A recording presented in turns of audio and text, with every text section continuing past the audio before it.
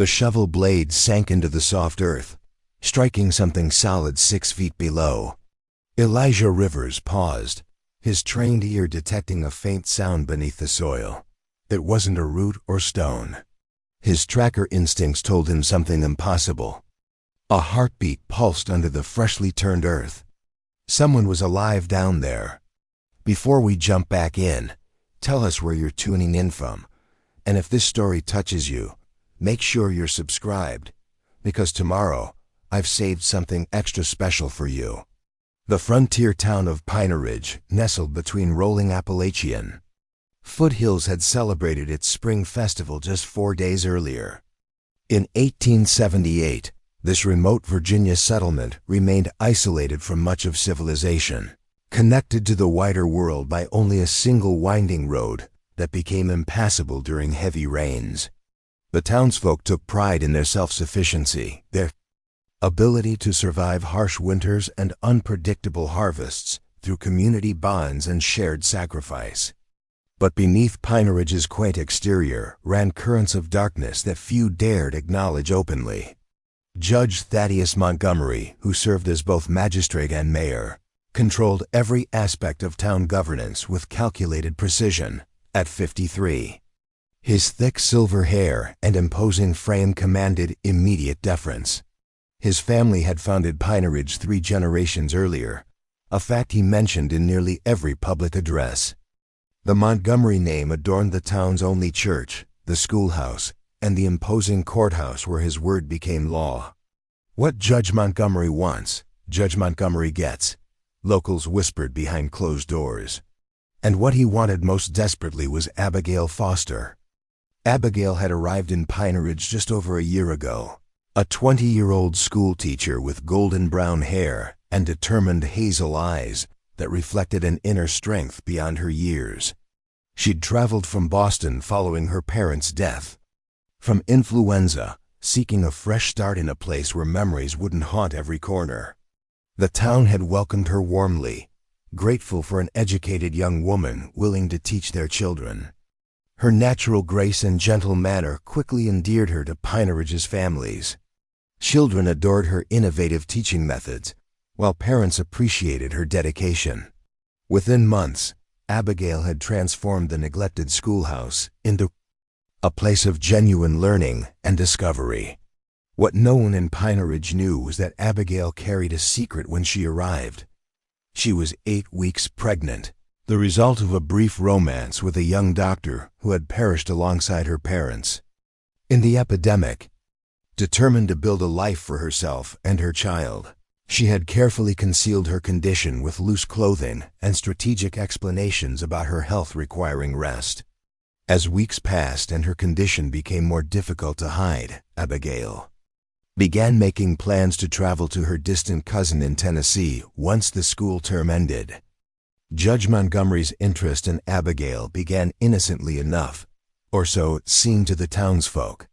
He visited the schoolhouse frequently, praising her teaching methods and offering additional resources from his personal library. His generosity appeared benevolent, the actions of a civic leader supporting education. Abigail accepted his assistance gratefully while maintaining a respectful distance. But the judge's intentions soon revealed themselves more clearly. His visits increased in frequency. He began arriving at the schoolhouse after children had departed, bearing gifts of increasing value: a silver locket, leather-bound books, once even a fine silk shawl that must have cost a small fortune.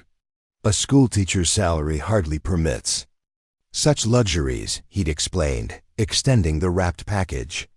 Consider it a token of Pineridge's appreciation for your dedicated service. Abigail had declined as politely as possible. Your generosity honors me, Judge Montgomery, but I cannot accept such expensive gifts. The children's progress is all the reward I require. The judge's expression had darkened momentarily before his practiced smile returned. You possess both beauty and integrity, Miss Foster, rare qualities indeed. By early spring, Judge Montgomery's interest had evolved into outright courtship. He appeared at Abigail's modest boarding house with flowers and dinner invitations, which she politely declined. Her pregnancy had advanced to 5 months, becoming increasingly difficult to conceal. Each day brought greater anxiety about her secret being discovered before she could implement her escape plan. "Miss Foster," the judge announced one evening, appearing at her door unannounced, "I've given considerable thought to your future in our community." Abigail stood in the doorway, careful to position herself behind a small table that partially obscured her growing abdomen. "That's very kind, sir, but unnecessary. I'm quite content with my position." Content perhaps, but a woman alone faces limitations. "I've come to propose a solution that would benefit us both." He straightened his already impeccable posture. "Marriage, Miss Foster. I offer you the Montgomery name, financial security, and a position of respect in this community that a schoolteacher could never achieve alone." The proposal stunned Abigail into momentary silence. Judge Montgomery, mistaking her shock for consideration, pressed forward. "You needn't answer immediately. Consider the advantages carefully. As my wife, you would want for nothing. The schoolhouse would receive whatever funding you request. Our union would elevate both your status and the educational standards of Pineridge." Finding her voice, Abigail responded with careful diplomacy. "Judge Montgomery, your proposal is unexpected. While I'm honored by your regard, I must decline. My focus remains entirely on my teaching responsibilities. Preparing and narrating this story took us a lot of time, so if you are enjoying it, subscribe to our channel. It means a lot to us. Now back to the story." The judge's composed expression never faltered, but his eyes hardened to flint. "Miss Foster, perhaps you misunderstand the opportunity before you. Women in your position, unmarried, without family protection, seldom receive such advantageous offers. I suggest you reconsider rather than hastily rejecting a future that many would envy. My decision isn't hasty, sir. I have no intention of marrying anyone at present." Abigail's hand instinctively moved to protect her abdomen. The judge's gaze followed the gesture, his expression shifting as realization dawned. His voice dropped to a dangerous whisper. "I see. You harbor secrets, Miss Foster. How disappointing." Abigail felt cold fear spread through her chest. "Good evening, Judge Montgomery. I have lessons to prepare for tomorrow." As she attempted to close the door, his hand shot out, preventing it. "Secrets have consequences in small towns, Miss Foster. Remember that." The following days brought an atmosphere of mounting tension. Abigail noticed unfamiliar men watching the schoolhouse during lessons. Parents who had been warm and friendly now averted their eyes when she greeted them. Children whispered among themselves, clearly repeating conversations overheard at home. Sarah Miller, the kindly widow who ran the boarding house, finally approached Abigail with obvious discomfort. "Miss Foster, I don't mean to pry into personal matters, but there's talk in town. Judge Montgomery has expressed concerns about impropriety." "Impropriety?" Abigail repeated, though she knew precisely what was happening. "He suggests you may not be the proper moral influence for the children." Mrs. Miller hesitated. "There are questions about your condition." The moment Abigail had dreaded had arrived. With no point in continued deception, she made a decision that would alter her fate. "Mrs. Miller, I am with child. My fiancé died in the same epidemic that took my parents. I came here to build a new life for myself and my baby." Mrs. Miller's expression softened with compassion. "Oh, my dear girl, why didn't you confide in me sooner? I feared precisely what's happening now, judgment without understanding. Judge Montgomery is behind these rumors. He's turning the town against you because you refused him." Mrs. Miller shook her head disgustedly. "It's not the first time he's punished those who thwart his desires." That evening, a formal notice arrived dismissing Abigail from her teaching position, citing moral turpitude unbecoming an educator of youth. The document bore Judge Montgomery's elaborate signature and official seal. Abigail spent a sleepless night weighing her options. Her savings would cover passage to Tennessee, but she needed 3 more days until the next stagecoach arrived. 3 days to withstand the storm Judge Montgomery had unleashed. The following morning brought harsh reality. As Abigail walked to purchase supplies, townspeople who had greeted her warmly for months now crossed the street to avoid her. Outside the general store, 3 women gathered their children closer as she approached, whispering warnings about the fallen schoolteacher. Inside, Mr. Harrison, the shopkeeper who had previously been friendly, watched her with wary eyes. "I can serve you this once, Miss Foster, but after today, you'll need to shop elsewhere. My wife is concerned about appearances." "Appearances matter more than truth in Pineridge, it seems," Abigail replied quietly. "Truth is what Judge Montgomery declares it to be," Harrison answered, not meeting her eyes. As Abigail gathered essential supplies, the shop door opened with a forceful bang. Sheriff Collins entered, accompanied by 2 deputies. His expression held no warmth as he approached. "Abigail Foster, I'm placing you under arrest for theft of school property and misappropriation of educational funds." Abigail weighed almost nothing in his arms, dehydration having leached moisture from her body. He carried her to a nearby stream, helping her drink small sips of water while assessing her condition. Though weakened, she showed remarkable resilience for someone who had survived being buried alive. "My name is Elijah Rivers," he told her, once she seemed strong enough for conversation. "Can you tell me yours, and how you came to be buried on Judge Montgomery's land?" "Abigail Foster," she replied, her voice strengthening slightly. "I was the schoolteacher in Pineridge until I refused Judge Montgomery's marriage proposal. He discovered my pregnancy, had me arrested on false charges, and when I still refused him." She gestured toward the grave site visible through the trees. Elijah's expression darkened. "Montgomery's reputation extends even to those of us who avoid town affairs. This isn't the first time he's abused power, though it may be his most grievous offense.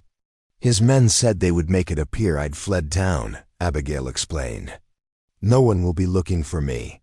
"Which makes you effectively dead in the eyes of Pineridge," Elijah concluded. "That might actually work to your advantage, at least temporarily."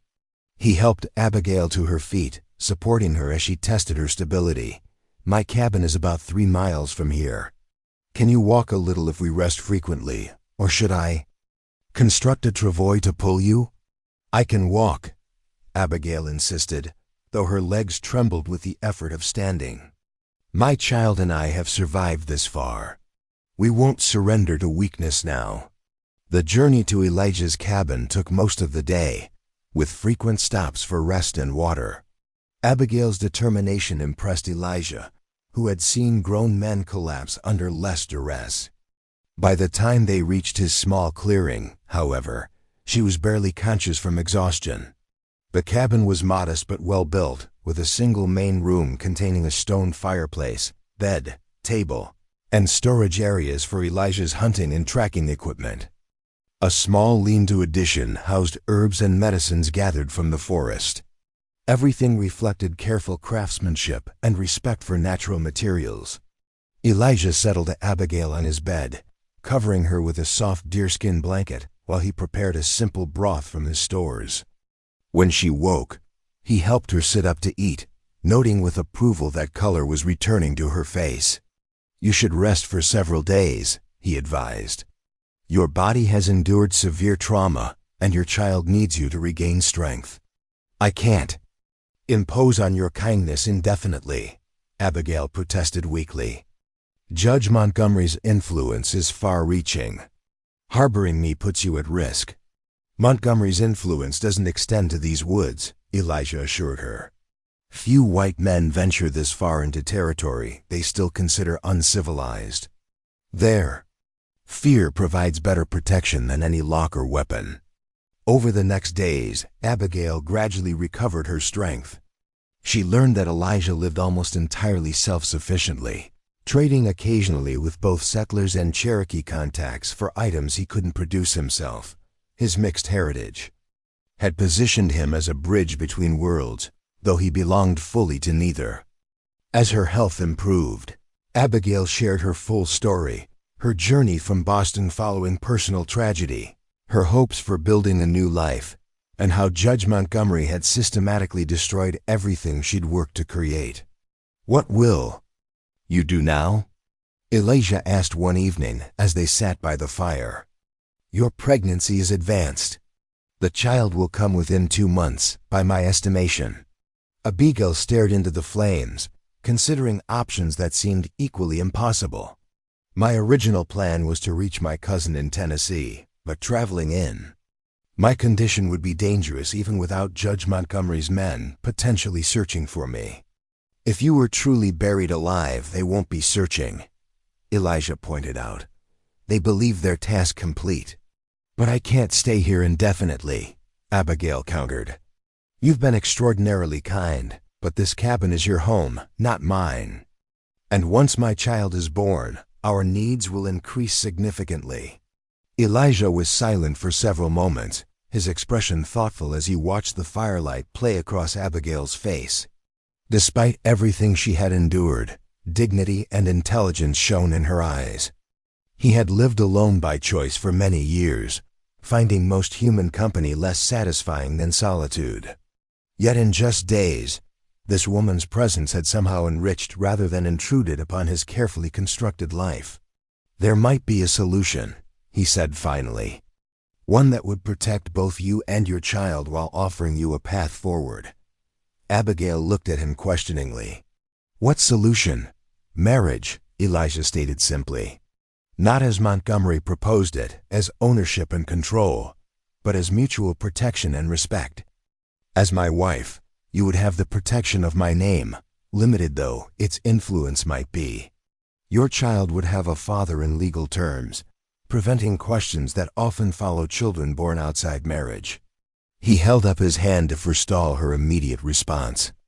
"Before you answer, understand that I propose this as a practical arrangement, not a romantic entanglement. You would be free to establish your own space here, to raise your child according to your beliefs. I ask only that you allow me to help. Protect what Montgomery tried to destroy, your future and your child's future." Abigail studied him, searching for hidden motives in his steady gaze and finding none. "Why would you do this for a stranger? What do you gain from such an arrangement?" "Perhaps I'm not as content with complete solitude as I've convinced myself," Elijah admitted. "Or perhaps I simply believe that standing against injustice is its own reward. My mother's people had a saying, when you discover a bird fallen from its nest, you don't question whether to help, you simply offer your hands." The proposal was unexpected, yet somehow not shocking. In their brief acquaintance, Abigail had observed Elijah's fundamental decency, his respect for her autonomy even while caring for her needs. He offered protection without demanding submission, a concept Judge Montgomery could never comprehend. "If I agreed," she said slowly, "it would be a marriage of convenience, of mutual benefit rather than traditional expectations." Elijah nodded. "The arrangement would be what we choose to make it, evolving as circumstances change.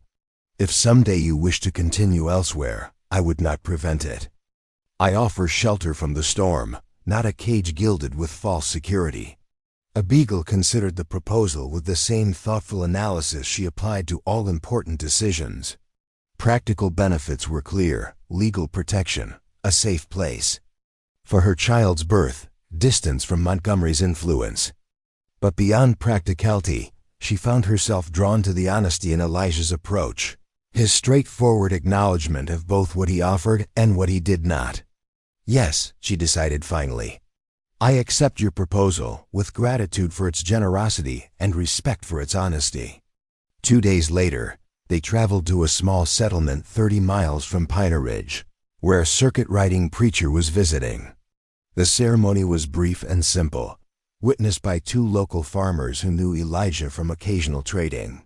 Abigail gave her name as Abigail Rivers, a widow reconnecting with a family friend who had offered marriage to provide for her coming child.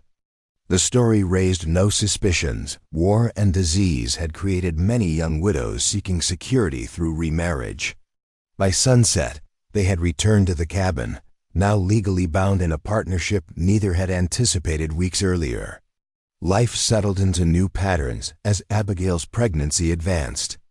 She transformed portions of the cabin, organizing Elijah's scattered collections and adding touches that made the space more comfortable. Her education proved valuable as she cataloged his medicinal herbs with proper labels and documented effective preparations. Elijah continued his tracking work but stayed closer to home as Abigail's time approached. They developed an easy companionship based on mutual respect and shared practical goals. If their arrangement lacked romantic passion, it contained something equally valuable: genuine friendship built on trust and recognition of each other's inherent worth. The child arrived on a clear autumn night, a healthy boy with his mother's hazel eyes and a powerful set of lungs that announced his arrival to the forest around them. Elijah had arranged for a Cherokee midwife named Weah to assist with the birth, a woman known for her exceptional skill and discretion. "He is strong," Weah commented, placing the swaddled infant in Abigail's arms. "Strong like his mother who survived being planted in the earth only to grow instead of perish." Abigail named him Thomas after her father. Though exhausted from labor, her face radiated joy as she studied her son's features. "He deserves better than the circumstances of his creation," she whispered. "He has been given better," Elijah observed quietly. "He has you." As Thomas grew from newborn to infant, the unusual family established deeper connections. Elijah, who had never anticipated fatherhood, discovered unexpected fulfillment in the role. He carved wooden toys, sang Cherokee lullabies learned from his mother, and marveled at the child's developing awareness. Though not Thomas's biological father, he embraced the responsibility with genuine commitment. While their arrangement had begun as practical necessity, subtle shifts occurred as months passed. Shared challenges and joys created bonds neither had anticipated. Thomas, now nearly 8 months old, proved remarkably adaptable to the changing circumstances, his sunny temperament undiminished by travel's challenges. Richmond's grandeur startled Abigail after months in the wilderness. Cobblestone streets bustled with carriages, elegant buildings housed government offices, and well-dressed citizens conducted business with urban confidence. The judicial conference would take place at the newly constructed courthouse, its imposing columns symbolizing law's authority in Virginia's capital. Their plan required precision timing.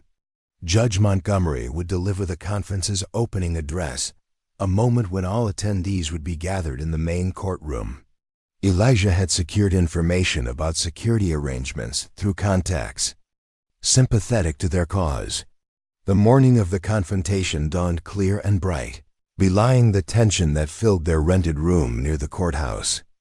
Abigail dressed with care in clothing borrowed from one of Elijah's contacts, a simple but respectable dress appropriate for a schoolteacher appearing before authorities. Thomas wore his finest clothing, his presence essential to their strategy. "Despite the risk, are you certain about bringing him?" Elijah asked one final time, watching Abigail prepare their son. "His existence proves Montgomery's crimes," she replied resolutely. "More importantly, his presence reminds everyone that this isn't merely about legal abstractions, but a child's future and right to security."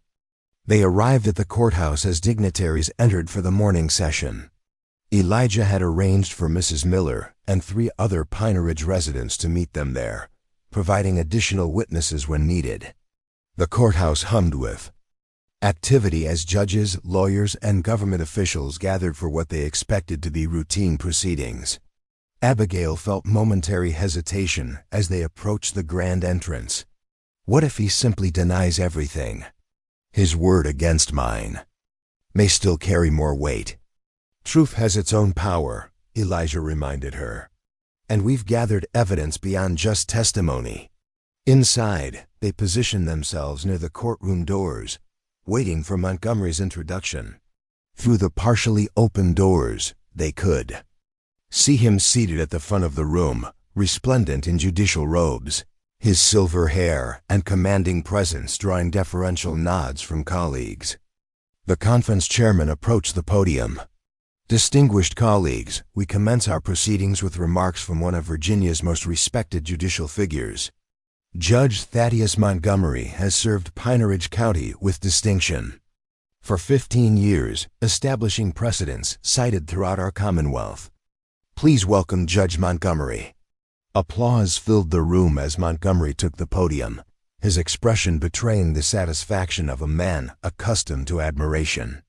He began with practiced eloquence, speaking of justice's sacred duty and the responsibility judges carried as civilization's guardians.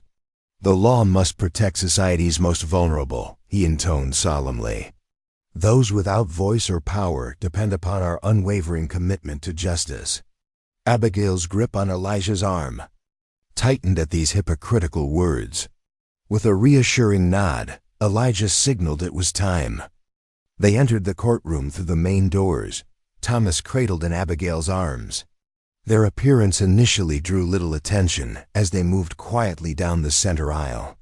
Montgomery continued his address, unaware of their approach until they reached the first row of seats. Something, perhaps movement in his peripheral vision or a subtle shift in the audience's attention, caused him to glance in their direction. The effect was immediate and dramatic.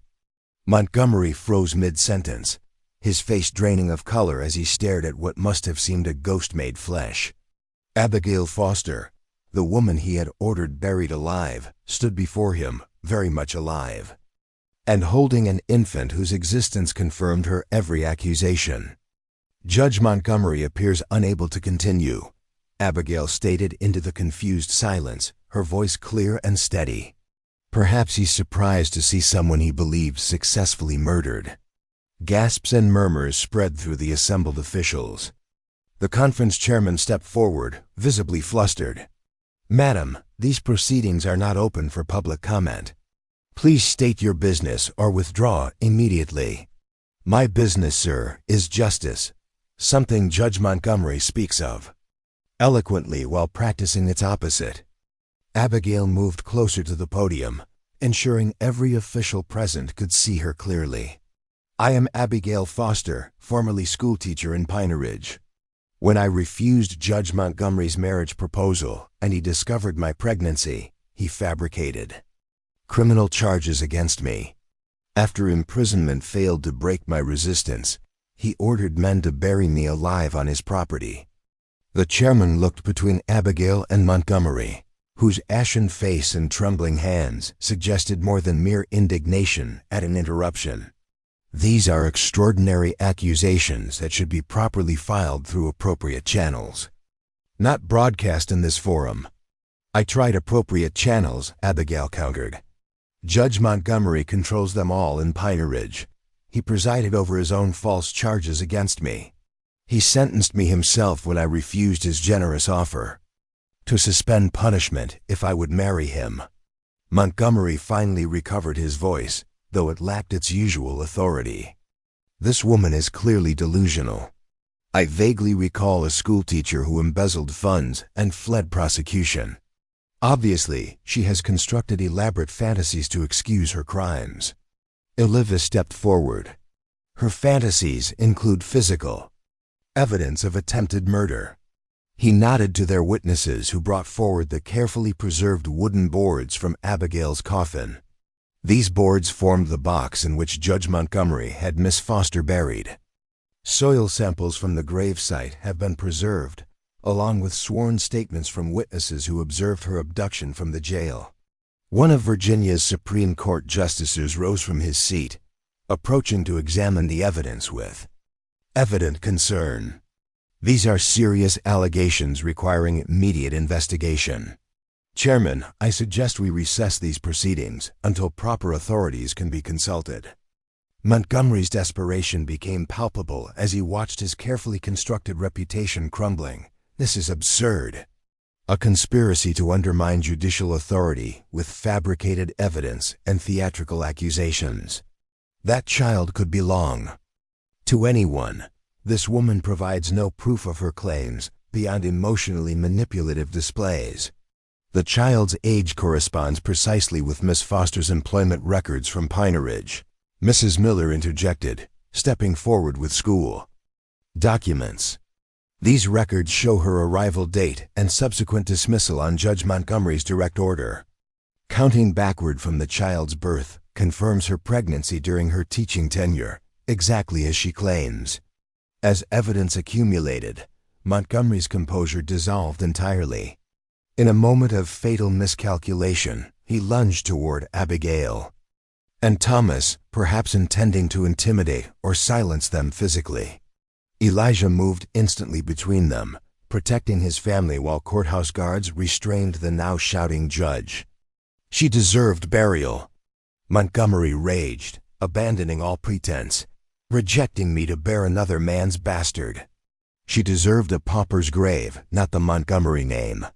His outburst, witnessed by Virginia's entire judicial leadership, effectively sealed his fate.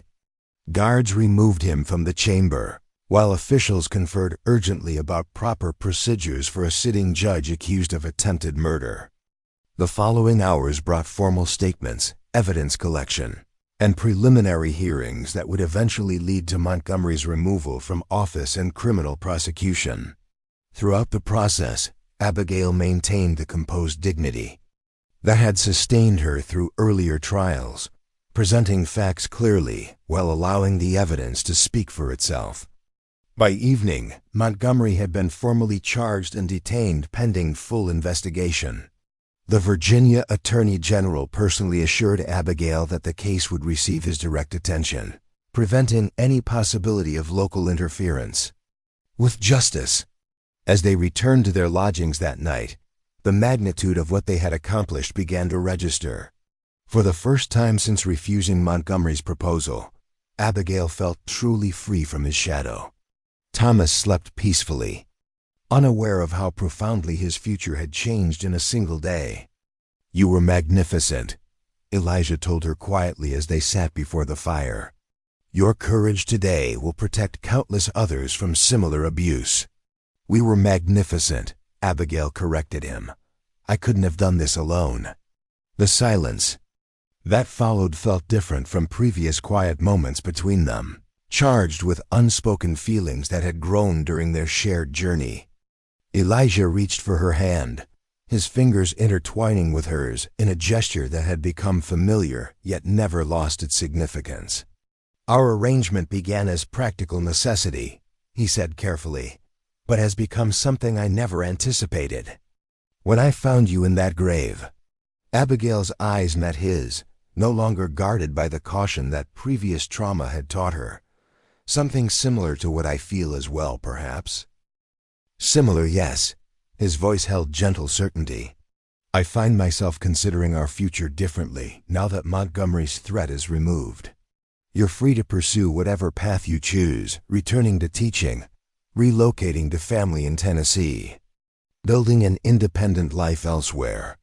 And if the path I choose includes you and this family we've created?" Abigail asked softly, not from necessity but from choice. Elijah's smile transformed his usually serious expression. "Then our arrangement might evolve into something neither of us planned, but both might welcome." The kiss that followed represented not the beginning of their connection, but its acknowledgement, recognition of feelings that had developed gradually through shared challenges and mutual respect.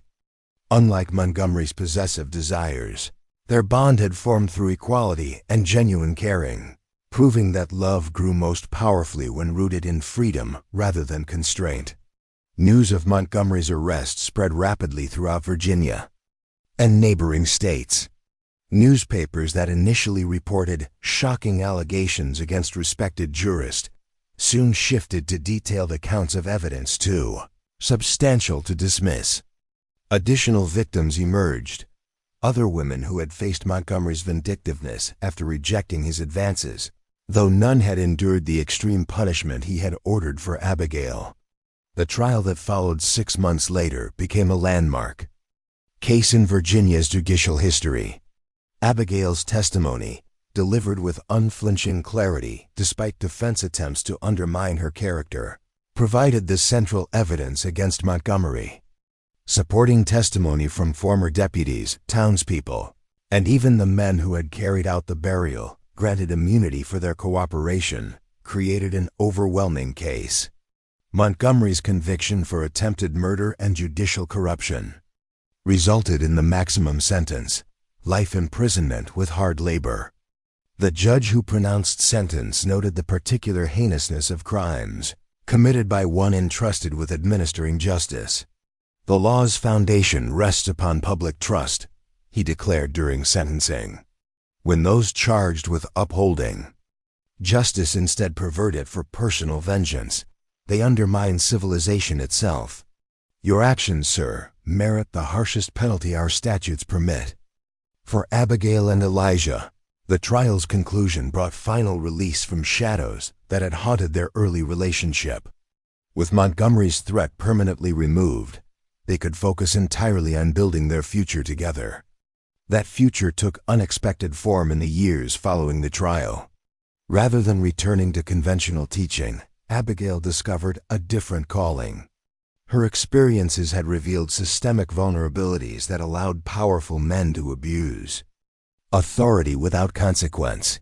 Working with sympathetic legislators, she helped draft Virginia's first comprehensive judicial accountability statutes, creating oversight mechanisms and protections for those reporting judicial misconduct.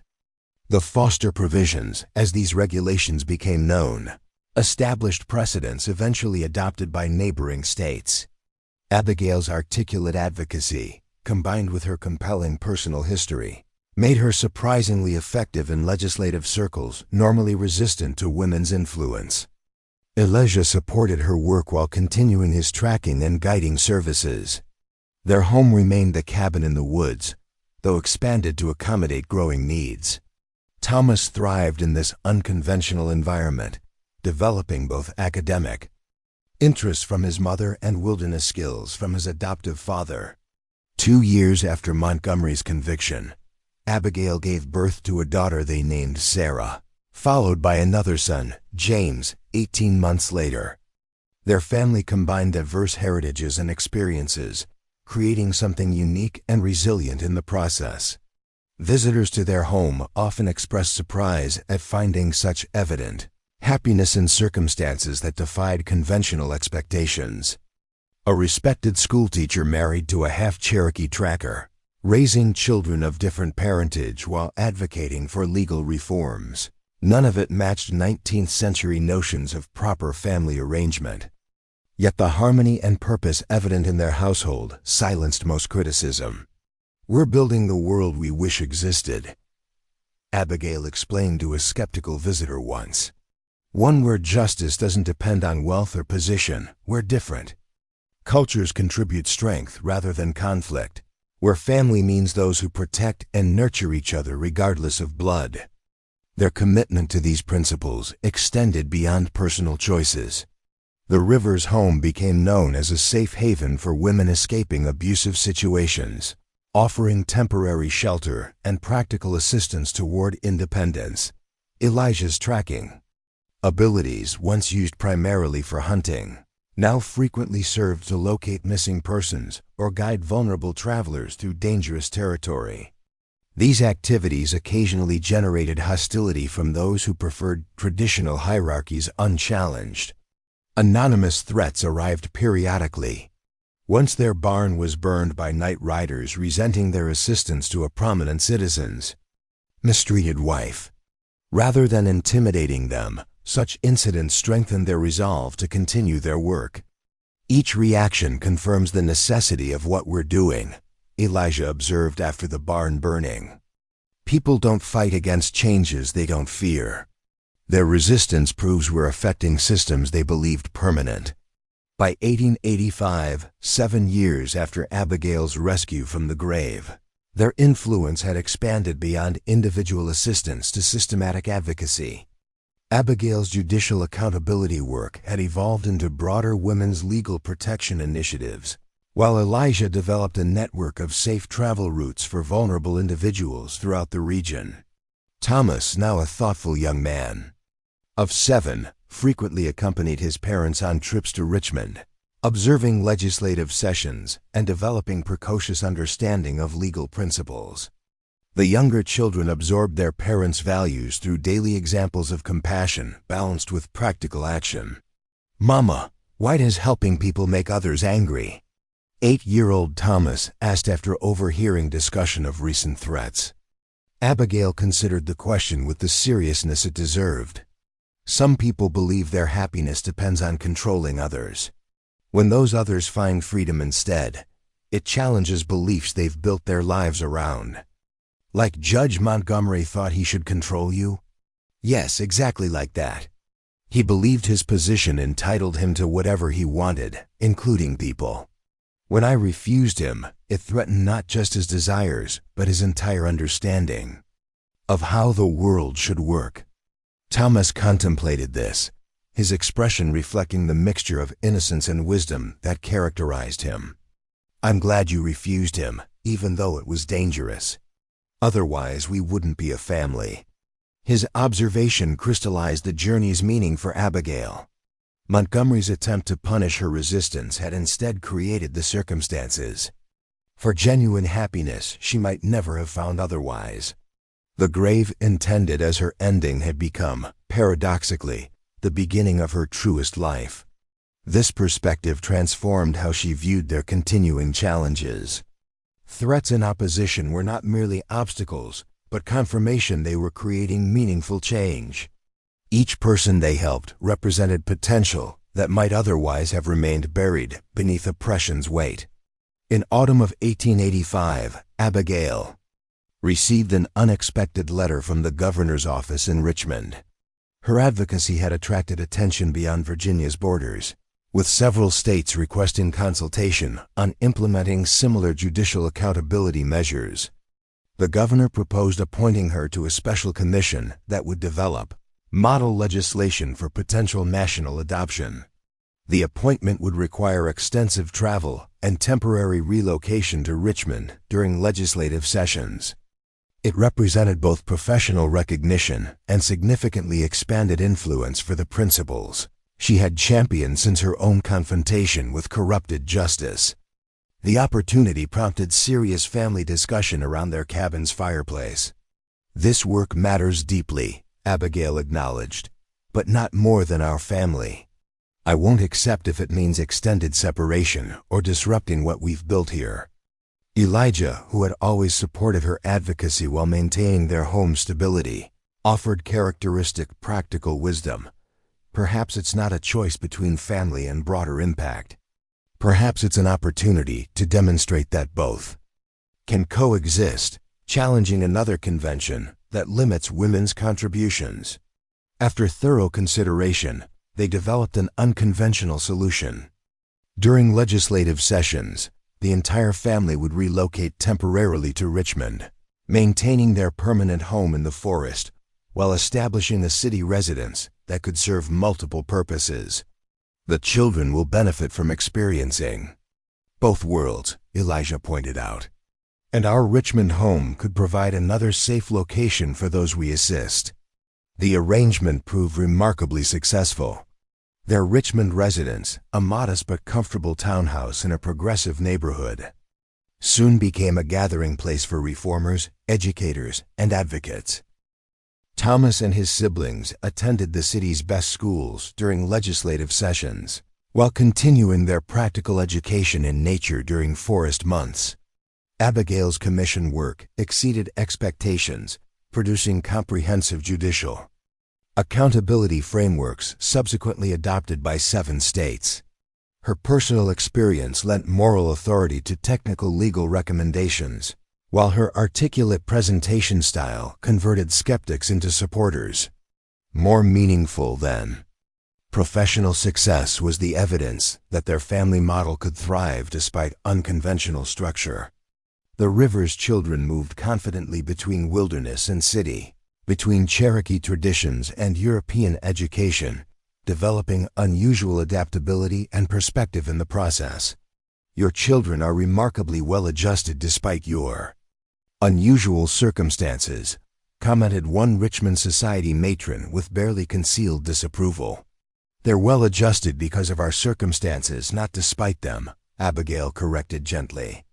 They're learning that happiness doesn't depend on conforming to others' expectations, but on creating authentic lives aligned with genuine values. This philosophy guided their approach to increasing public attention. As Abigail's professional prominence grew, journalists occasionally sought interviews about her extraordinary journey from buried victim to legislative consultant. While recognizing the potential inspirational value of her story, she insisted on maintaining family privacy and emphasizing systemic issues rather than personal drama. My experience matters only if it improves conditions for others facing similar injustice, she told one persistent reporter. Focus your article on judicial accountability measures, not sensational aspects of my history. Nevertheless, their story inevitably circulated, often with embellishments that transformed already dramatic events into folk legend. Some versions portrayed Elijah as having supernatural tracking abilities. Others suggested Abigail had returned from death itself, rather than narrowly escaping burial. These exaggerations frustrated them initially until they recognized how archetypal narratives sometimes conveyed deeper truths than literal accounts. People need stories that affirm justice can prevail against overwhelming odds, Elijah observed. If our experience provides that assurance, perhaps the embellishments serve purpose beyond mere entertainment.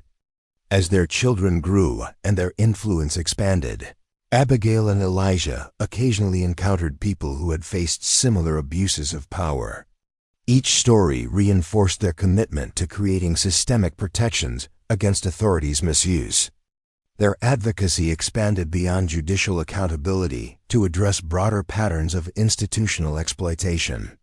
In spring of 1888, exactly 10 years after Abigail's rescue, they received news that Judge Montgomery had died in prison. The information prompted complex reflections on justice, redemption, and the lasting impact of evil actions.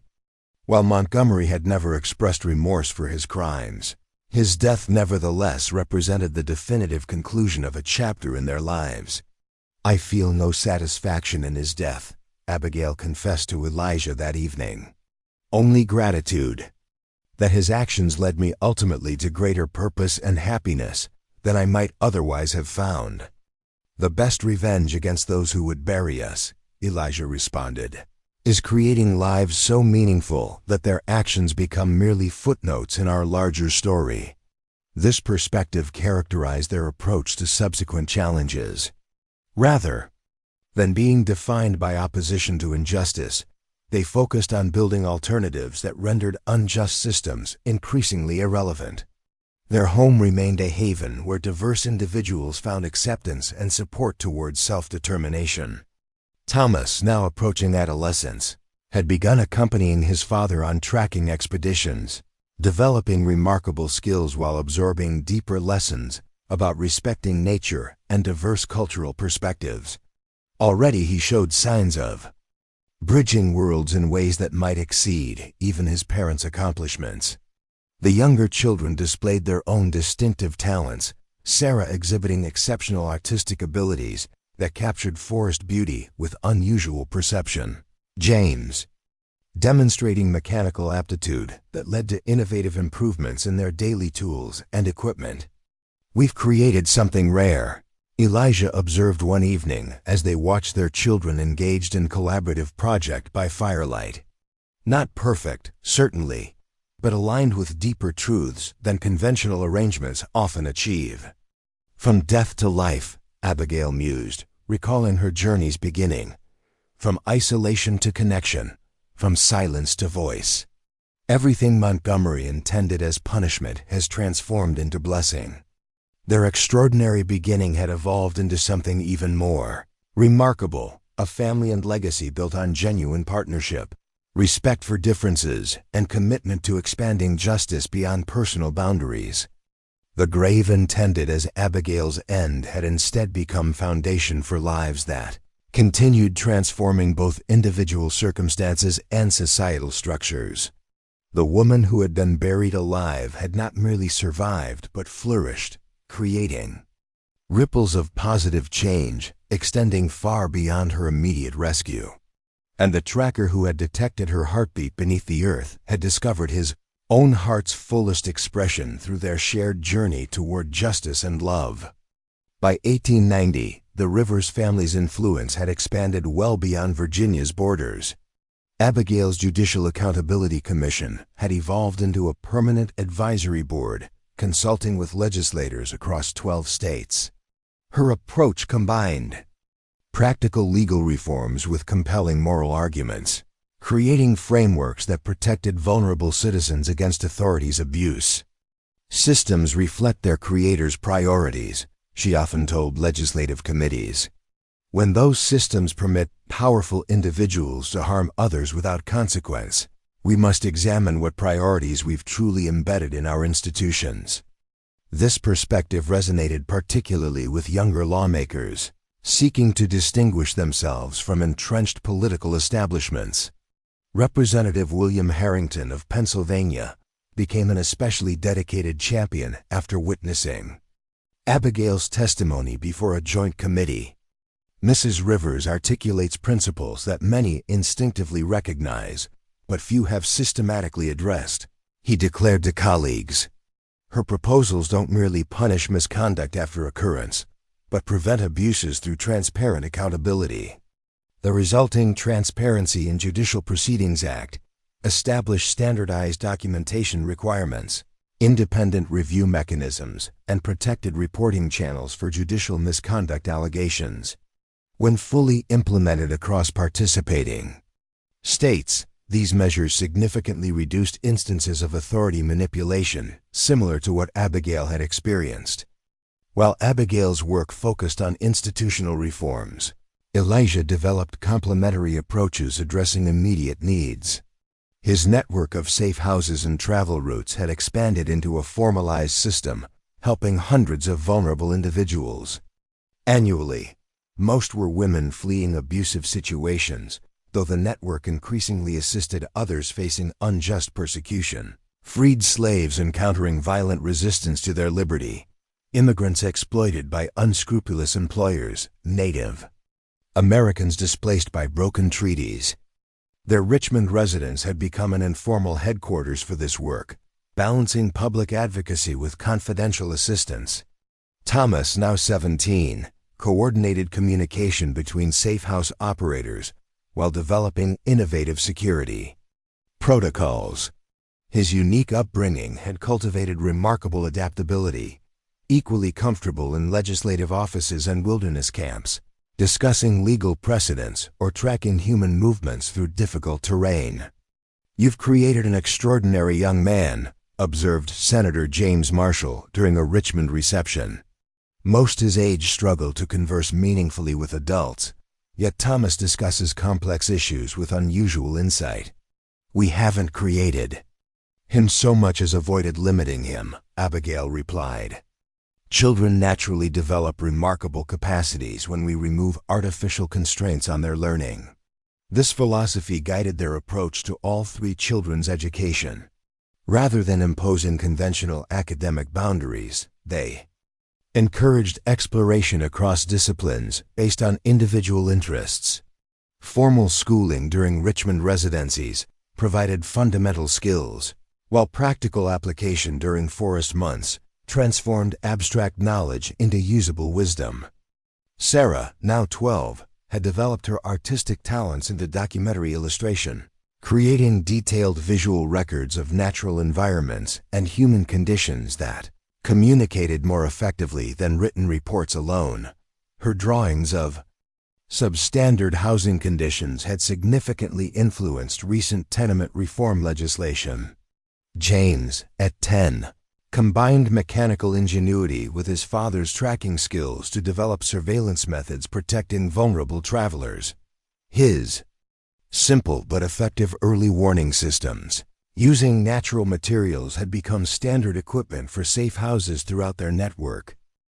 The family's unorthodox lifestyle occasionally generated criticism, particularly from traditionalists uncomfortable with Abigail's public role and their children's unconventional education. One prominent Richmond matron complained directly to Governor Harrison about improper influences permitted through the Rivers advisory work. A woman of questionable background married to a half-savage, raising children without proper religious instruction or social boundaries, she protested.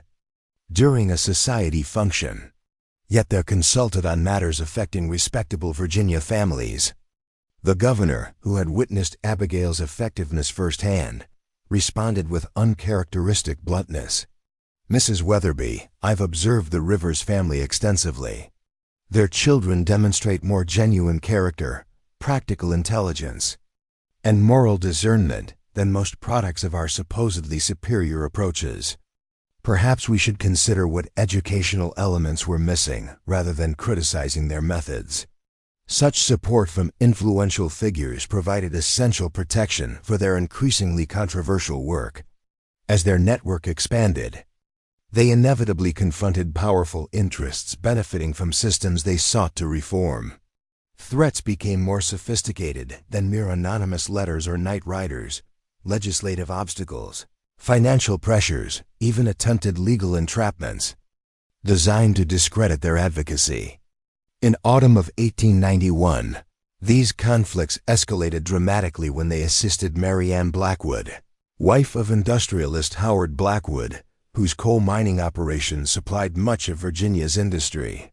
Mary Ann had endured years of escalating abuse before seeking help through connections who knew of the Rivers' work. "He'll never allow me to leave," she explained during their initial meeting, bruises visible despite careful makeup. "Howard controls everything, finances, property, even my personal correspondence. When I previously suggested separation, he had me committed to an asylum for nervous exhaustion until I withdrew the request." Elijah and Abigail exchanged glances, recognizing the case's exceptional difficulty. Blackwood's influence extended through business relationships with most regional banks, newspapers, and political figures. Conventional escape routes would likely fail against his resources. "We need an approach he won't anticipate," Abigail concluded. "Something outside typical patterns he's prepared to counter." Their solution drew on all family members' unique skills, while Thomas and Elijah created an elaborate false trail, suggesting Mary Ann had fled west by train. Sarah documented evidence of abuse through detailed illustrations based on Mary Ann's descriptions and visible injuries. James adapted his warning systems to monitor Blackwood's movements without detectable surveillance equipment. Meanwhile, Abigail used legal knowledge to prepare documentation invalidating Blackwood's financial control over Mary Ann's inheritance, which had remained legally separate despite his practical appropriation. Working with sympathetic attorneys, she established independent accounts and property transfers that would activate once Mary Ann reached safety. The actual escape occurred during a Manufacturers Association meeting in Richmond, when Blackwood believed Mary Ann securely monitored by household staff. By the time he discovered her absence, she had reached a coastal safe house with documentation securing her independent financial status. From there, she traveled to relatives in Boston, beyond Blackwood's immediate influence. His reaction exceeded their worst expectations. Rather than merely pursuing his wife, Blackwood launched systematic attacks against the entire Rivers network. He hired private detectives to identify safe house locations, pressured financial institutions to deny services to suspected participants, and funded newspaper articles questioning the moral character of families involved in abducting rightful dependents from protective households. Most alarmingly, he discovered their Richmond address and began direct intimidation. First came implied legal threats delivered by expensively dressed attorneys. When these failed to produce information about Mary Ann's location, surveillance, became constant and obvious, men visibly monitoring all household movements, following family members through city streets, maintaining presence outside their home regardless of weather or hour. The situation became untenable when 9-year-old Sarah was followed home from school by Blackwood's men, their presence so intimidating that a teacher intervened and personally escorted her to safety. That evening, the family gathered for serious discussion about their options. "We cannot continue effective work under these conditions," Elijah acknowledged. "Yet abandoning our Richmond presence means surrendering important progress on multiple initiatives. Perhaps temporary strategic withdrawal makes sense," Thomas suggested. "Return to the forest homestead until Blackwood's attention focuses elsewhere." Abigail shook her head firmly. "Withdrawal now would signal to every similar adversary that sufficient pressure will succeed. Our work addresses systemic problems that will always generate powerful opposition. If we retreat before this challenge, we establish precedent for future intimidation." "Then we don't retreat," James declared with childish certainty. "We make them retreat instead." His simplistic framing actually contained profound strategic wisdom. Rather than playing defensive positions against Blackwood's resources, they needed offensive approaches that shifted battle terms to areas where his advantages diminished. "Howard Blackwood appears invulnerable because his methods usually remain private," Abigail observed. "His wealth and connections insulate him from consequences that would destroy lesser men. Perhaps that insulation itself represents his vulnerability." This insight guided their response. Rather than directly confronting Blackwood's intimidation tactics, they systematically documented them through Sarah's illustrations, Thomas's detailed observation logs, and statements from independent witnesses. Meanwhile, Abigail researched his business practices, focusing particularly on safety conditions in his mining operations. The investigation revealed damning patterns. Blackwood's mines consistently reported fewer accidents than competitors despite geological challenges that should have produced higher incident rates. Further inquiry discovered a systematic practice of misclassifying workplace deaths as unrelated illnesses or unreported disappearances when victims were immigrant workers without local connections. These findings provided leverage that wealth and political connections couldn't easily neutralize. Working through their reform network, they arranged simultaneous publication of documented evidence in newspapers across 3 states, outlets beyond Blackwood's immediate influence. The reports detailed both personal abuses against Mary Ann and institutional violence against vulnerable workers, creating a comprehensive picture of systematic exploitation protected by wealth's privileges. Public reaction proved immediate and powerful.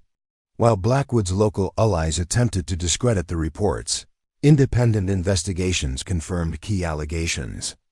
Several legislators who had previously supported his interests now distanced themselves, calling for formal inquiries into mining safety violations.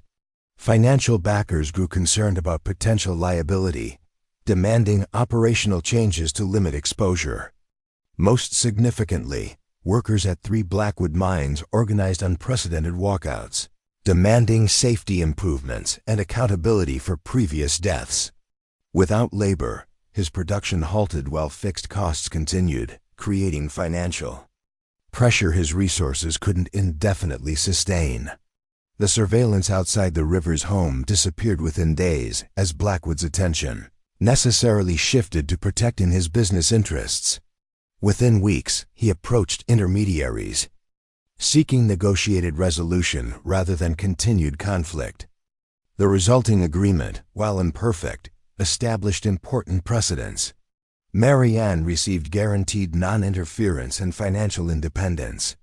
Mining operations implemented comprehensive safety reforms with independent monitoring. Most importantly, Blackwood acknowledged in writing that further action against the Rivers family or their associates would trigger immediate disclosure of additional documented violations currently held in secure locations. This victory against seemingly overwhelming opposition dramatically expanded their network's influence. People previously hesitant to challenge entrenched power saw practical evidence that strategic resistance could succeed, even against formidable adversaries. "Your approach against Blackwood changed my understanding of possibility," admitted Judge Lawrence Wilson, who had previously declined involvement with their judicial accountability initiatives. "I've watched seemingly untouchable men destroy lives throughout my career, considering intervention futile against their resources. You've demonstrated effective methods for holding such power accountable." By 1893, their work had evolved from individual assistance and specific reforms into comprehensive educational programs teaching systematic approaches to confronting institutional exploitation. The Rivers Academy, formally established that year, provided training in legal advocacy, documentation methods, secure communication, and community organizing techniques.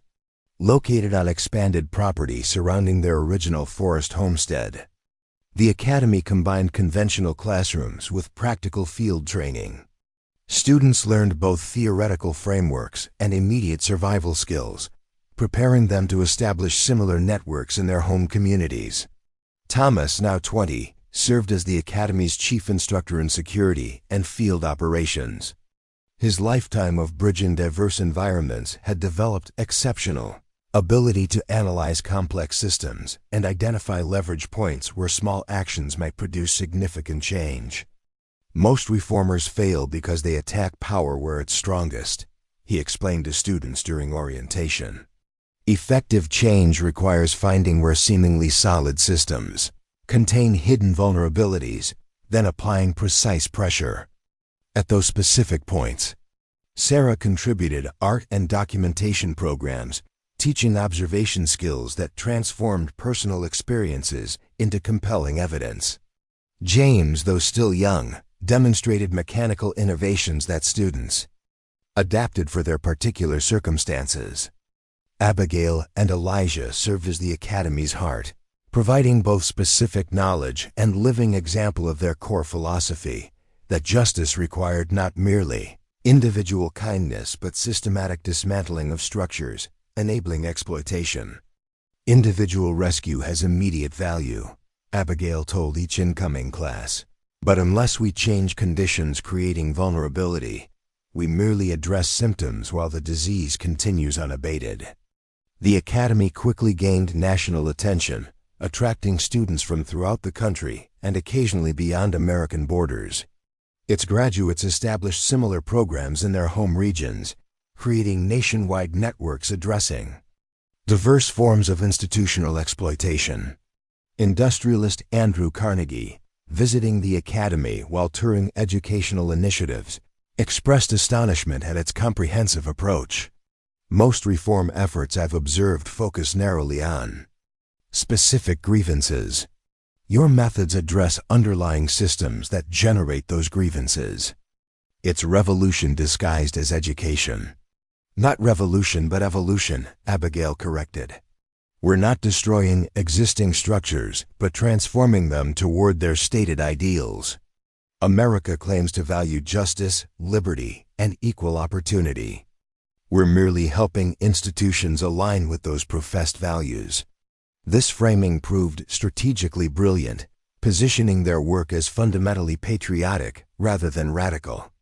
By appealing to America's founding principles, they attracted support from diverse political perspectives while making opposition appear un-American rather than merely conservative. Their influence expanded dramatically through strategic alliances with other reform movements.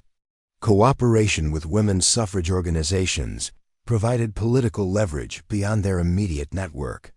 Partnerships with labor advocates extended their methods into industrial settings. Collaboration with educational reformers institutionalized their approaches within emerging professional training programs.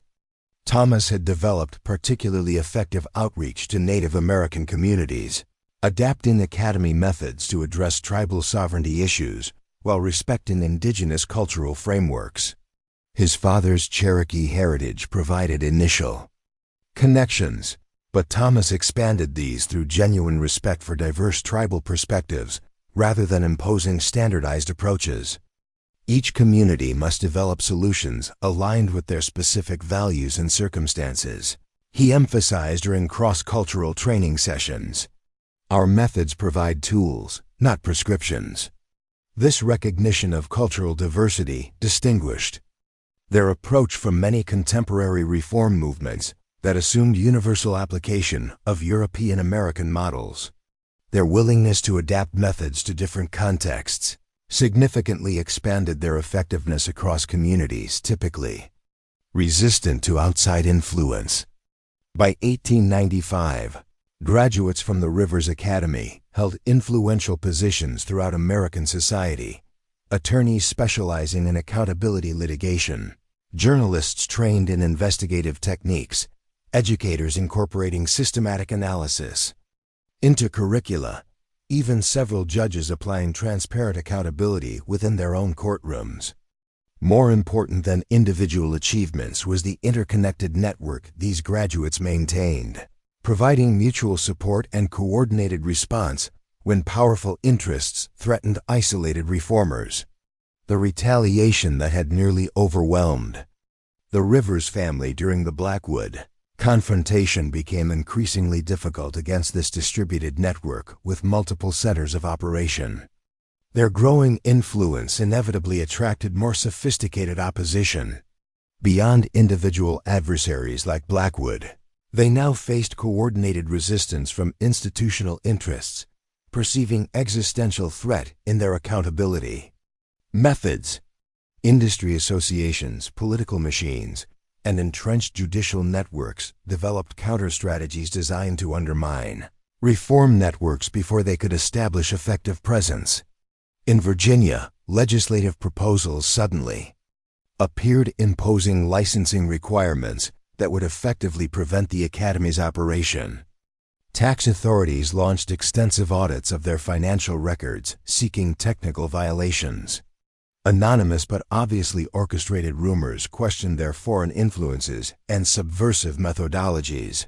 Similar patterns emerged wherever Academy graduates established significant programs, suggesting coordinated national strategy rather than independent local reactions. The family gathered with senior staff to assess these developments and formulate appropriate response. They've recognized that individual intimidation proves ineffective against our network, Thomas observed. Now they're attempting systemic suppression through regulatory mechanisms they control.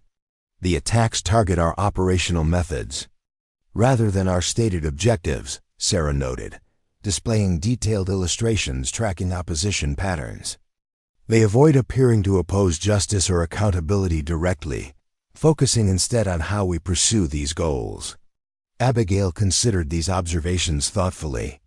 This approach actually validates our fundamental premise that systems themselves, rather than merely individuals within them, require transformation. Our opponents now use systemic tools precisely because individual opposition proved inadequate. Which means, Elijah concluded, we must extend our methods to address systemic resistance rather than merely individual obstacles. This insight guided their response to escalating opposition. Rather than defending each isolated challenge reactively, they developed comprehensive strategy addressing underlying coordination. Abigail's judicial experience proved particularly valuable in identifying constitutional vulnerabilities in seemingly neutral regulations designed to suppress their activities.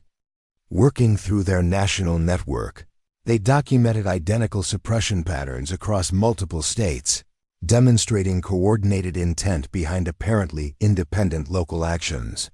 This evidence supported legal challenges framed as defending fundamental constitutional rights rather than merely opposing specific regulations. Simultaneously, they initiated unprecedented public education campaign, revealing connections between opposition figures and interests benefiting from reduced accountability. Sarah's illustrations exposed complex relationships between legislators, proposing restrictive regulations and businesses, with documented exploitation histories. Thomas organized graduates to conduct coordinated investigations revealing financial connections usually hidden from public scrutiny. The Virginia Supreme Court case, Rivers Academy v. Commonwealth, became a watershed moment in this conflict.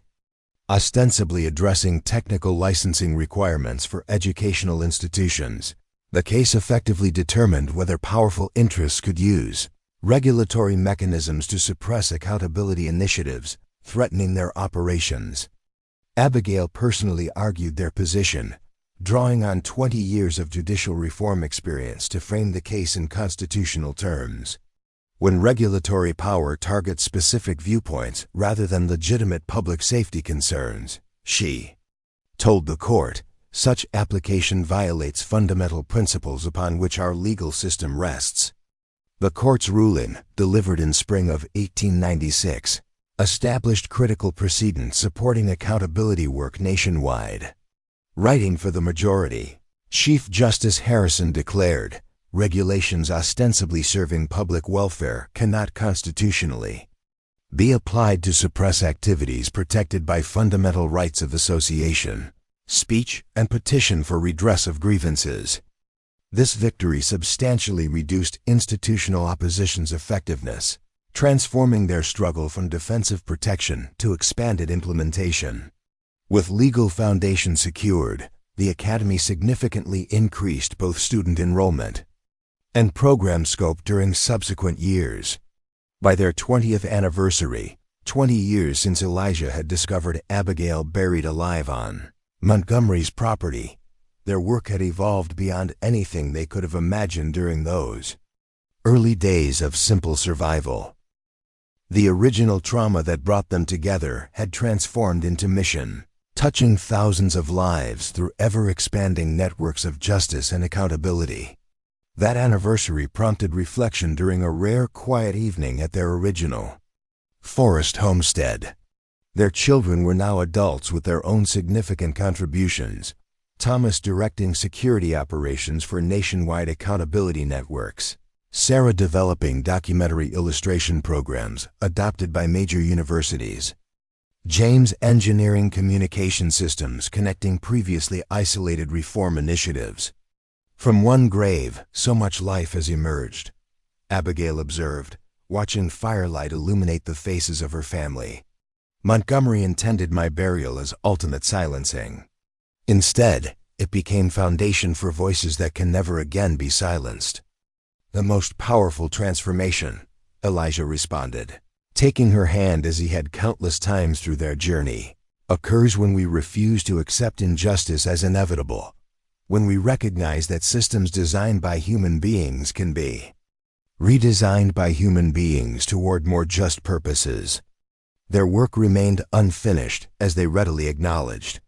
Exploitation and abuse continued throughout society, protected by wealth and position, much as Montgomery had been sheltered by judicial authority. Yet the tools and networks they had developed ensured that such protection grew increasingly uncertain, accountability mechanisms gradually extending into previously untouchable domains. Most importantly, they had transformed understanding of possibility itself. People previously resigned to powerlessness against institutional exploitation now recognized practical pathways toward effective resistance. Communities once isolated, in their suffering now connected through networks providing both immediate assistance and systematic change strategies.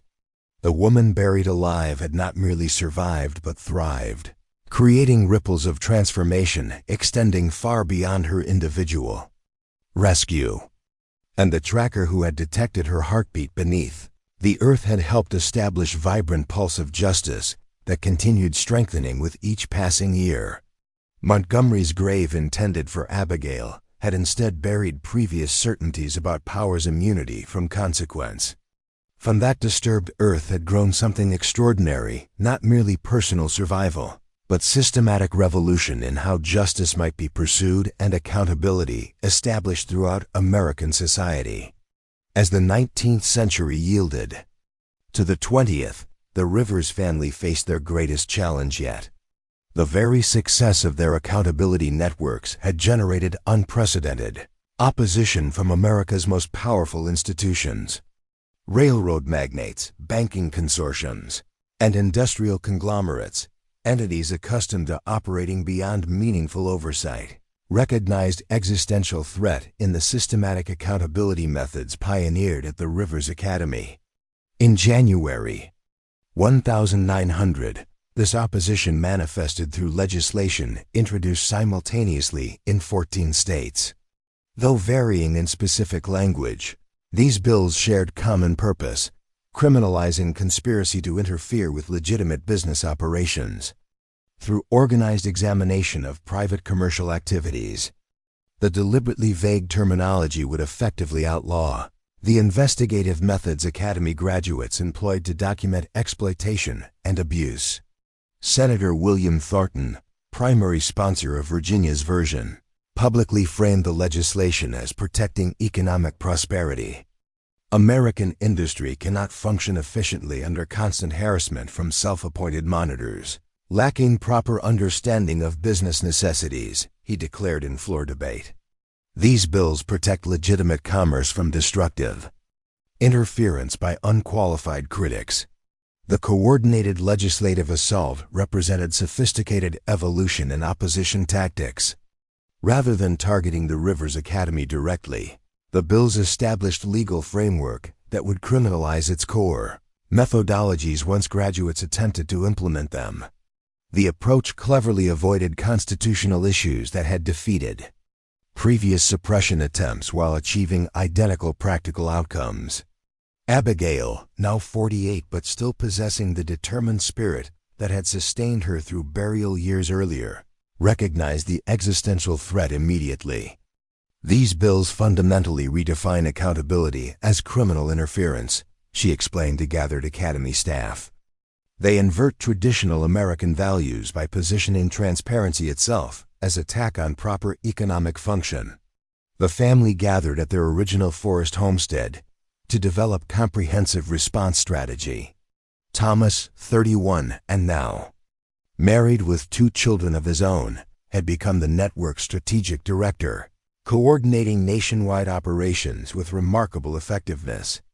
Sarah, 26, directed documentation programs that transformed individual experiences into compelling evidence driving institutional reforms. James, 24, had developed communication systems connecting previously isolated accountability initiatives into coherent movement capable of coordinated action. Traditional opposition approaches us ineffectively, Thomas observed, spreading maps showing coordinated legislative initiatives across 14 states. Now they're employing our own methods, systematic analysis of institutional vulnerabilities, and precisely targeted interventions at leverage points, which demonstrates our effectiveness, Abigail noted with wry smile. They wouldn't adopt our methodologies unless they recognized their superiority to conventional suppression techniques. Elijah, whose tracking skills had evolved from finding physical trails to identifying patterns of institutional behavior, studied the legislative language with practiced eye. These bills share identical conceptual framework despite superficial differences in terminology. They originated from single source, then were adapted for individual state contexts. James nodded agreement. Our network identified identical phrasing in supposedly independent committee testimonies across multiple states. Documents supporting these bills emerged from National Industrial Protection Association, recently formed coalition of major industrial interests. Sarah displayed detailed illustrations tracking financial connections between the association's leadership and specific senators sponsoring legislation.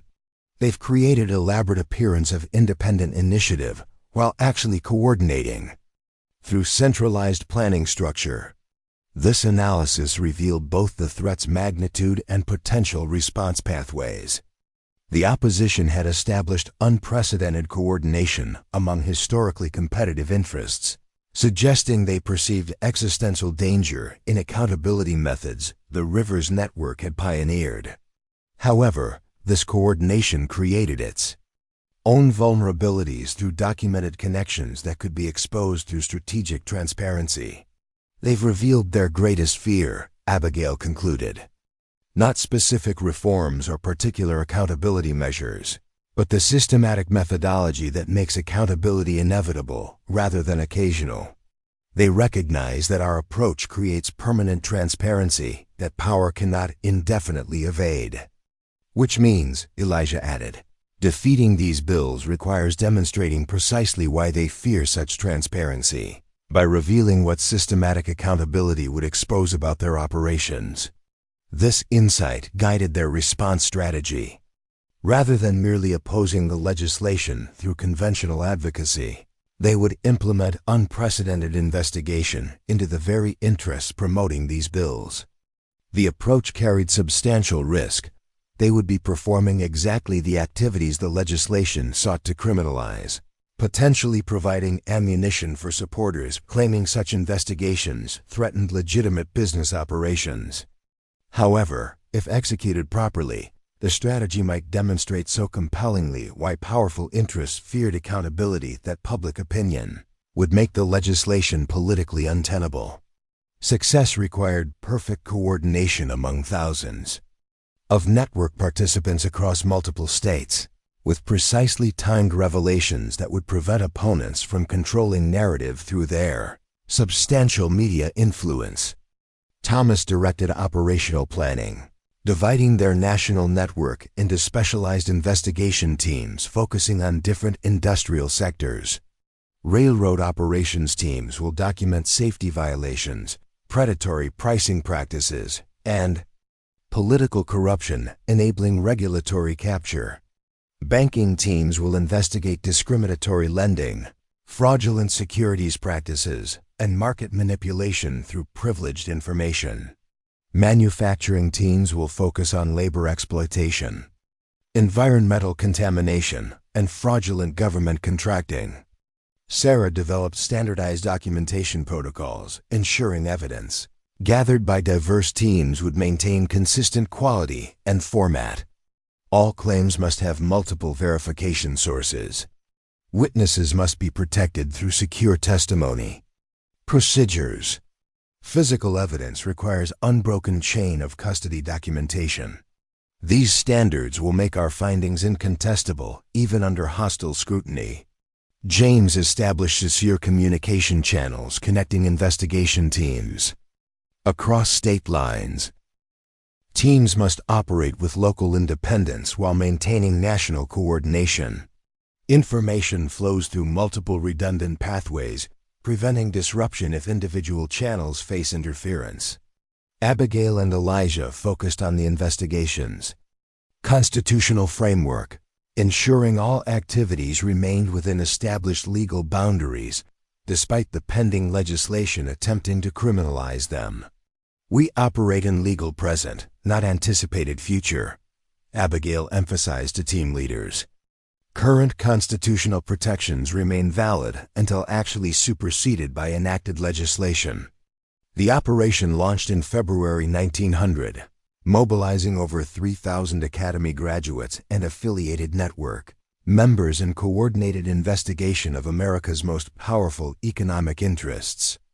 The scale and sophistication exceeded anything they had previously attempted, requiring exceptional discipline to maintain operational security while gathering comprehensive evidence of institutional exploitation. Opposition forces detected the activity within weeks, implementing countermeasures ranging from private detective surveillance to pressuring local officials for harassment arrests on spurious charges. Several investigation team members faced physical intimidation. Others lost employment or housing when powerful interests leveraged influence against them. These opposition tactics actually strengthened the investigation by providing additional evidence of coordination between supposedly independent entities. Each retaliatory action created documentation of connections between interests publicly claiming no association, while practically operating as coordinated campaign against accountability. By April, investigation teams had assembled devastating Evidence portfolios documenting systematic abuses across industrial sectors. Railroad companies routinely violated safety regulations while bribing inspectors to certify compliance. Banking institutions maintained separate lending criteria for different racial and ethnic groups while publicly claiming objective standards. Manufacturing operations knowingly exposed workers to lethal conditions while falsifying accident reports. To maintain government contracts.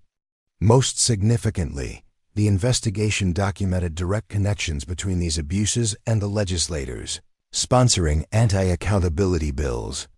Senator Thornton, the Virginia bill's primary advocate, had received substantial railway stock allocations immediately before introducing legislation that would benefit those same companies.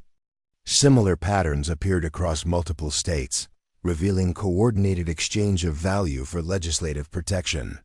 The strategic question became how to deploy this information most effectively against pending legislation that would criminalize the very investigative methods that had revealed these abuses. Thomas proposed nationally coordinated disclosure through sympathetic newspaper editors who had previously supported accountability initiatives. Sarah suggested public exhibitions displaying documented evidence in accessible visual formats.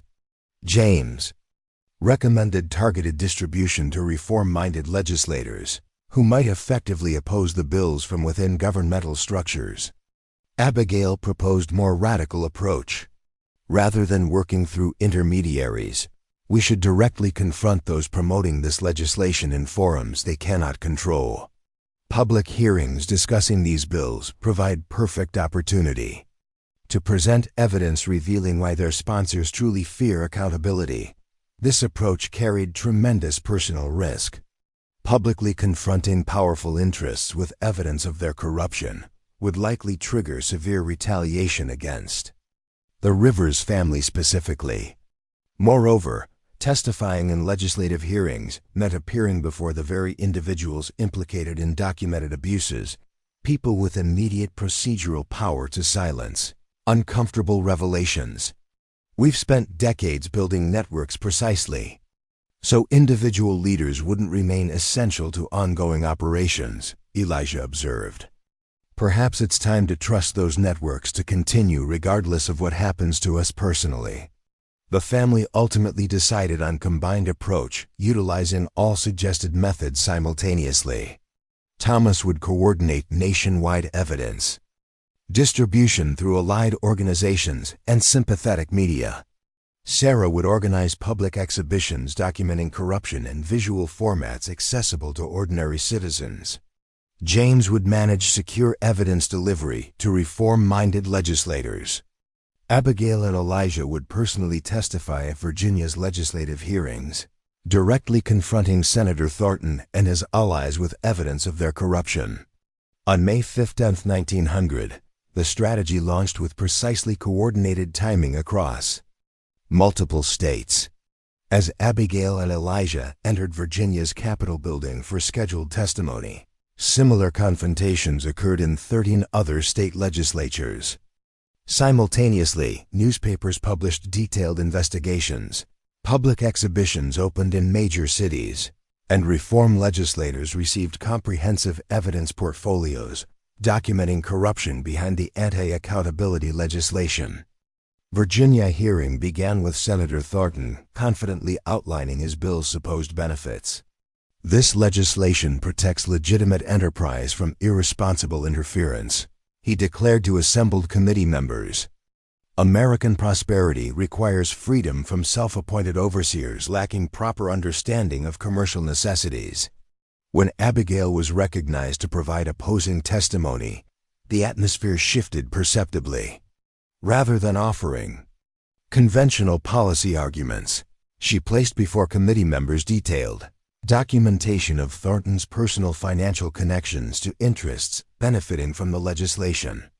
This bill's true purpose, she stated calmly, is protecting corrupt practices from legitimate public scrutiny. Its primary sponsor received railway stock valued at $50,000 3 days before introducing legislation that would criminalize investigation of that same company's safety violations.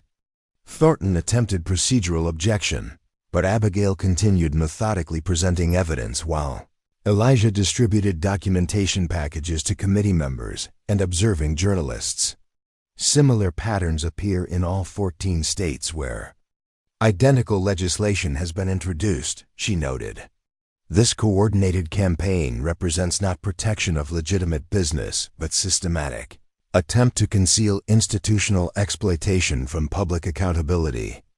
The hearing dissolved into chaos as Thornton and allies attempted to halt Abigail's presentation, while journalists and reform-minded legislators demanded examination of the presented evidence.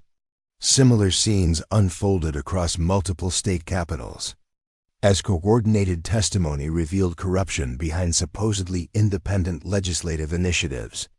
The following morning, newspapers nationwide featured dramatic headlines: "Corruption Exposed," "Anti-accountability Bills Linked to Industrial Bribes," declared the New York Times. "Senators for Sale. Railroad Money Buys Legislative Protection," proclaimed the Chicago Tribune. "Silencing the Watchdogs. Legislation designed to hide corporate crimes," reported the San Francisco Chronicle.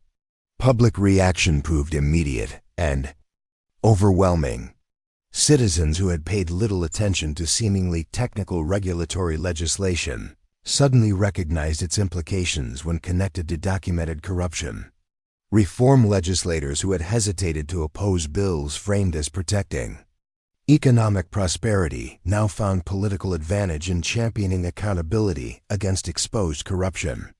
Within days, the legislative initiatives that had threatened decades of accountability work collapsed completely. Bills were withdrawn in 9 states. In the remaining 5, they failed committee votes by substantial margins. Senator Thornton resigned his position citing health concerns while denying documented financial arrangements.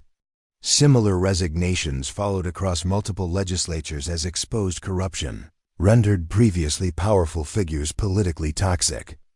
This victory represented a watershed moment for the accountability movement the Rivers family had built from Abigail's near-death experience 22 years earlier. Their networks had not merely defeated specific legislative threat, but had demonstrated unprecedented capability to expose and neutralize corruption at national scale. Powerful interests that had considered themselves beyond meaningful oversight discovered that systematic accountability could penetrate their most carefully constructed protections. More importantly, public consciousness shifted significantly. Regarding institutional transparency, citizens previously willing to accept vague assurances about business necessities now demanded specific accountability regarding industrial practices affecting public welfare. Legislators recognized political advantage in supporting oversight rather than protecting powerful interests from scrutiny. Journalists discovered audience appetite for detailed investigations rather than superficial reporting of official statements. The movement's success attracted unprecedented support across social boundaries. Labor advocates recognized effective tools for documenting workplace abuses. Minority communities found methods for exposing discriminatory practices previously hidden behind technical language. Environmental activists adapted investigation techniques to document contamination patterns affecting public health. As their accountability networks expanded dramatically in the early 1900s, Abigail and Elijah began considering their personal roles within the movement they had founded. Both now in their 50s, they recognized the importance of transitioning leadership to younger generations while ensuring their founding principles remain central to expanding operations. "We've created something that no longer requires our daily direction," Abigail observed during quiet evening conversation at their forest homestead. "Perhaps our most important remaining contribution involves articulating core principles that should guide future development regardless of changing circumstances." This reflection led to their most significant written work, Systematic Accountability, Principles and Practices, published in 1902. The book distilled decades of practical experience into comprehensive framework, addressing both philosophical foundations and operational methodologies for effective accountability work. Its opening paragraph established fundamental perspective that would guide accountability movements throughout the 20th century. Justice requires not merely individual virtue, but systematic accountability. When institutions operate without transparency, exploitation becomes inevitable, regardless of individual intentions. Effective reform, therefore, requires not simply replacing corrupt officials with virtuous ones, but establishing permanent mechanisms ensuring all authority remains accountable to those affected by its exercise. The book's practical sections, largely developed from Thomas's operational experiences, outline specific methodologies for documenting institutional abuses, protecting vulnerable witnesses, establishing secure communication networks, and effectively presenting evidence to diverse audiences. Sarah contributed chapters on visual documentation, techniques that transformed complex institutional relationships into accessible formats ordinary citizens could comprehend. James provided technical guidance for developing communication systems resistant to interference by powerful interests. Systematic accountability quickly became foundational text for reform movements worldwide. Its translations appeared in 27 languages within 2 years of initial publication. Universities incorporated it into emerging public administration curricula. Reform organizations adopted its methodologies across diverse cultural contexts. Most significantly, the book's principles influenced emerging progressive movement reshaping American governance during early 20th century. Theodore Roosevelt, who became president in September 1901 following McKinley's assassination, reportedly kept a personally annotated copy in his White House office. His administration's trust-busting initiatives, consumer protection regulations, and conservation policies reflected systematic accountability principles the Rivers family had developed through decades of practical experience. During Roosevelt's 1902 Southern tour, he requested private meeting with Abigail and Elijah at their academy campus. The 3-hour conversation, though never publicly documented, apparently influenced his subsequent regulatory initiatives substantially. Presidential advisor William Henderson later commented, "The Rivers perspective transformed Roosevelt's understanding regarding effective institutional reform. Their practical experience provided methodologies his theoretical commitments had previously lacked." As their national influence expanded, Abigail and Elijah increasingly focused on ensuring their original homestead and academy maintained an authentic connection to founding principles. Despite opportunities to establish prestigious urban headquarters or accept substantial funding from wealthy supporters, they deliberately preserved their forest campus's rustic character and practical orientation. "Our work began with direct response to immediate injustice," Elijah reminded staff during 25th anniversary gathering. "As operations expand, we must maintain that essential connection between institutional analysis and individual human experience. Academic sophistication serves purpose only when it enhances practical protection for vulnerable persons facing institutional exploitation." This perspective guided their approach to the Academy's evolution during early 20th century. While incorporating emerging social sciences and developing sophisticated analytical methodologies, educational programs maintained direct connection to practical fieldwork, protecting specific individuals from institutional abuse. Students divided their time between classroom theory and direct service within accountability networks, ensuring abstract principles remained grounded in human realities. By 1905, Rivers Academy graduates occupied influential positions throughout American society: judges applying transparency principles within courtrooms, journalists implementing systematic investigation methodologies, legislators drafting accountability provisions into regulatory frameworks, educators incorporating institutional analysis into diverse curricula. Their collective influence extended far beyond what Abigail and Elijah could directly oversee, yet maintained remarkable coherence through shared foundational principles. This 25th anniversary provided natural opportunity for the Rivers family to reflect on their extraordinary journey from near tragedy to national movement. During private family gathering at the original cabin where Elijah had brought Abigail after rescuing her from burial, they considered how completely Montgomery's attempted murder had transformed into foundation for lives of exceptional meaning. "Had I died in that grave," Abigail mused, watching their grandchildren play near the forest edge, "Montgomery would have achieved his immediate purpose, but ultimately accomplished nothing meaningful. Instead, his evil action created circumstances leading to everything we've built together: family, academy, networks, all continuing beyond any individual lifetime. The difference," Elijah observed, "came through your fundamental choice when rescued. You could have escaped to safety elsewhere, putting terrible experience behind you. Instead, you chose confronting systemic injustice directly, transforming personal trauma into institutional transformation." Their children, now adults, with their own significant contributions, recognized this transformative perspective as their parents' most important legacy. Thomas had expanded accountability methodologies into international contexts, establishing networks addressing exploitation across national boundaries.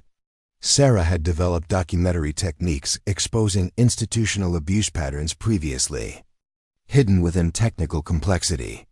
James had created communication systems connecting previously isolated reform initiatives into coordinated movements. "You taught us that effective response to injustice requires more than individual heroism," Thomas noted. "The systematic methodologies you developed transformed temporary victories into permanent institutional improvements." As twilight settled over their forest homestead, 4 generations of the Rivers family gathered around campfire their ancestors had first lit 25 years earlier. The oldest present was Elijah's Cherokee grandmother, now 102, who had taught him tracking skills ultimately leading to Abigail's rescue. The youngest was Thomas's 6-month-old daughter, representing future generations who would continue their legacy through evolving forms. Abigail surveyed this living testament to Montgomery's ultimate failure.